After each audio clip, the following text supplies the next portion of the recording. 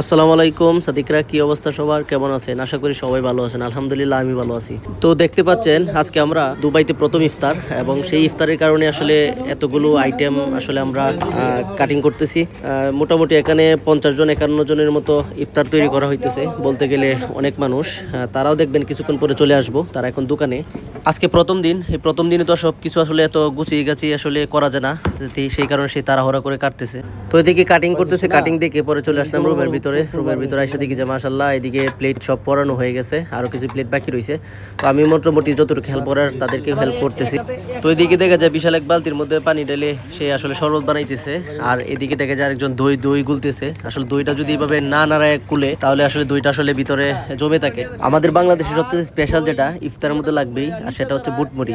সেটা আসলে না খাইলে মনে হয় যে ইফতারটা জানি কেমন কেমন আজকে হয়েছে। মানে ফলমূল যেরকমই আছে, তারপর আসলে এগুলো লাগবেই আমাদের বাংলাদেশি। তো এদিকে দেখলাম যে মোটামুটি আসলে সবাই পড়াইতেছে, পড়ানো শেষ পর্যায়ে। আর এদিকে দেখা যায় রুমে দিয়ে দিতেছে, কারণ এখানে আমাদের প্রায় 4টা রুম আছে। 4টা রুমে প্রায় 50 জন 51 জন মতো মানুষ।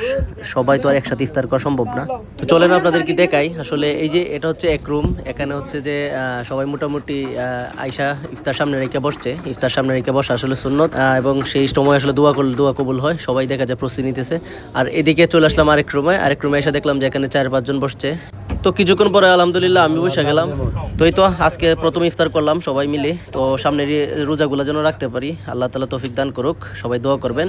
তো সবাই ভালো থাকবেন, সুস্থ থাকবেন। আল্লাহ হাফেজ, আসসালামু আলাইকুম।